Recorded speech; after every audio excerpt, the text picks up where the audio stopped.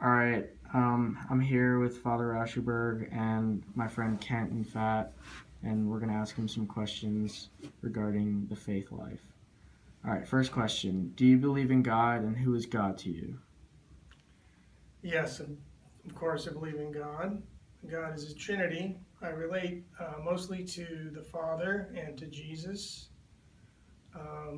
All of our prayers at Mass are to the Father through Jesus. That's the way we pray most of the time. So the Father is the awesome one, the powerful one, the almighty one. And Jesus is more the human side of God, or the human relationship of God. And so that's who I spend most of my personal prayer time, like say outside of Mass, praying to Jesus, with Jesus. So those are the two aspects of God I most relate to. You talked a little bit about your relationship with God. Can you explain a little bit about that? Well, Jesus would be more the one I go to, especially when there's difficulties or troubles or suffering, because Jesus experienced all those. So Jesus is the human friend, if you will, that I can go to. Of course, Jesus is completely divine, but it's a person who understands what I'm going through, what I'm doing. And as a Jesuit, and what we do in moving so much and not really being in a stable place for a long time, most of us, so Jesus is an important friend. As a person spends more and more time with the Jesuits and moves more and more, Jesus is that stable friend, confidant that I go to. And again, the Father is more the powerful one, and Jesus intercedes for us with the Father. So my relationship with the Father is not so direct and personal as it is with Jesus. Can you describe how you pray or connect to God? Like, what are some ways that you feel closer to God? Some things that you do. Well, going to Mass, going to Eucharist is the center of my prayer life. So I do that every day. So that's an important part of the prayer. Daily Mass might be 20 minutes, and of course Sunday Mass is longer. But still, to pray with other believers is an important thing for me. And also, Jesuits do something called the Examen, which we all do it here on campus every day. But it's in the Jesuit constitutions, and a big part of being a Jesuit is to do that prayer every day. It's in a little more detailed manner than we do here at school. So I do that prayer in the evening, review the day, look for God at work in my day. So, Father Rauschuber, when have you felt closest to God, and have you ever had a profound religious experience, like a moment of conversion or reawakening? Yes. Well, I mentioned this to someone else. I feel closest to God. It's almost ironic. On a regular basis, when I'm having some difficulty or trouble or fear or anxiety or even physical suffering of some kind, that's when my prayer gets more intense. That's when I really have longer prayer times, longer conversations with Jesus, especially Jesus who suffered, Jesus who knows what pain and suffering is, Jesus who knows the human condition completely. So that's, in my prayer time, that is those periods in my life when I have some difficulty or suffering is when I feel closer to God, closer to Jesus. And then you asked about a moment of conversion experience? Or just like a strong, profound experience that you've had. Well, there would be a couple I could briefly mention, and I could elaborate as much or little as you wish, but one is deciding to enter the Jesuits. It was a conversion over 4 or 5 years, just deciding to enter the Jesuits, deciding that's what I wanted to do, moving away from and to a completely different lifestyle. And then the second one was in the long retreat, the 30-day spiritual exercises. So Jesuits do those twice in their lives. So the first time was very powerful for me. So it's hard to put these religious experiences into words, but it was an intense, emotional, heartfelt experience of God. So Ken here, who do you look up to for your relationship with God, like kind of like a role model in your faith?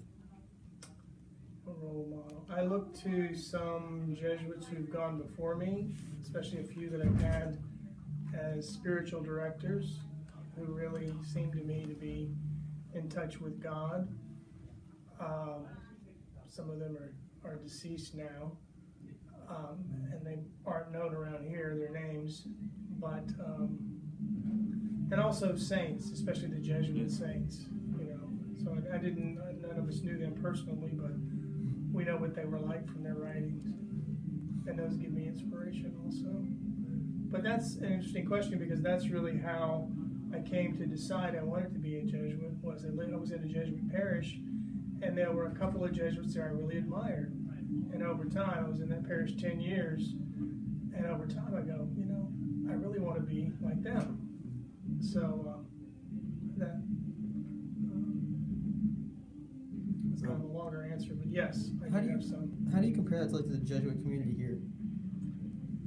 The Jesuit community here, there are definitely wonderful community members who are to be admired and imitated.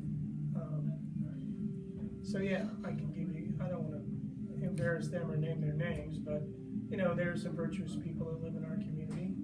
And so they've influenced me too, you know, some who really want to work hard, give themselves to others, not so concerned about themselves, you know, what they want, and they freely give themselves to others. And that's been an encouraging thing here in this community. Who do you most remember about your faith, and do you remember anything about the faith of your parents? Well, the one I remember most of all, and it is one of my parents, my mother especially. My father died 14 years ago. My mother's still alive, but I do remember as a young person, 5, 6 years old, all of us, family, there were 7 of us, 7 children, kneeling down and praying the rosary. And we did that until we were 15, 16, 17. You know, when you get to be a teenager, things can get out of hand. So we didn't always do it after that. But and then her faith, she just loved to pray, loved to go to Mass. She still does today. She's 87 years old, but prays her rosary a couple times a day, has her prayer books. So that's really who gave me my faith, and the faith to our family. My father too, but his memory's more distant. He was devout, but not so outwardly expressive as my mother. How do you think they reacted whenever they found out you wanted to take your faith to the next level through the priesthood and being a... They were shocked, but then delighted after they absorbed it, because I had been dating someone for about 5 years, and it became clear to us that marriage was not in the cards. And so over time, over a few more years, I thought, well, what else is there for me? I was about 37 when I entered the Jesuits, so they were shocked, but then they were very supportive. Of course, you can imagine my mother was thrilled. Eventually, they shocked at first, but then thrilled after that. So it was an easy transition as far as support from them. So what impact has being a priest had upon you? Well, it's really defines who I am. I think who I am most of all is a Jesuit, and that's the way many Jesuits look at it, is first we are Jesuits, and then most of us get ordained. There's some brothers that don't, but ordination is something added on to being a Jesuit. So yeah, being a Jesuit, living in community, that defines me quite a lot. What do you think are your most important obligations as being a priest? Being a priest, well, as a priest to celebrate the sacraments, so that's our largest, biggest, most important duty, is to make sure, if at all possible, that the sacraments are available to people. So having Mass and reconciliation, because that's the primary way people encounter God in the Catholic Church, is through the sacraments. So yeah, that's the greatest single And then obligation. So you said as a priest, but what about as chaplain of Straight Jesuit? It's similar. We have so many activities, and this is my first year. So just to try to get in and participate in those 20-something, 25 retreats, whenever we have, and school masses and daily masses. And so I'm sure I'll find more ways to get involved and to get students involved as the years go on. But there's so much already set up for us to do. Could you please, you've mentioned parts of your vacation story, could you please share like a brief like summary of it, sort of, like just discuss your vacation story? Okay, well, my early life at home with my parents and very Catholic religious people. I went to Texas A&M, got a degree in electrical engineering and an MBA straight through. Went to work at Hewlett-Packard Company for 6 years in sales and marketing in Dallas. And I started a small business in Houston, actually, with a friend of mine that I knew from A&M, and did that 5 years. But it was just, I was really empty. I just was not fulfilled in that life and lifestyle. Was successful, made lots of money, made plenty of money, had plenty of nice things, a house, car, boat. But it just was empty, and I thought, I could go on a long time like this, doing this, and just have more things and more money. And so when marriage did not seem to be God's calling for me, then I looked at other things. And over time, as I said, with those influential people, influential Jesuits in my parish in Dallas, became more and more apparent that's what I wanted to do. I just have a couple last questions. Earlier with Connor, you're saying that the examen is a little bit different. So do you think you could elaborate on how different it is and what more? It's different in that it's more detailed than what we do here. So our examen, I never really timed it, but it probably lasts about 3 minutes. So the biggest part of it would be to make it longer, and we do a little preparation, just like here at school. We become aware of God's presence, and we spend some time looking for where God has been at work. That's the main part of the examen that we might miss in the way we do it here, but the biggest part of it is to try to stop and reflect on my day and see what has God been doing. So it's not about me so much as to look at those moments of kindness and love and joy and beauty, maybe outside in the springtime, and just to notice how God has been working. And then a much smaller part of time is maybe one failure. I look at one sin of the day and ask for forgiveness. There can also be a conversation with Jesus, a brief one, just to speak to Jesus about these things in the examen, and then to close with the Our Father. I think the last question that I have is that how do you think the community here, and just the community in general, in a sense, affects your faith life?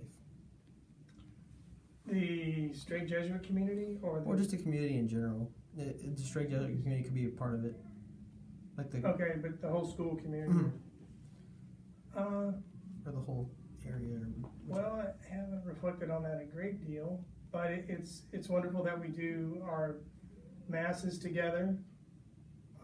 We celebrate Christ in different ways here. Retreats. It's a wonderful retreat program. I don't know, but I would suspect it's the strongest retreat program of Jesuit schools in the USA because of our facilities and staff and the way we go about it.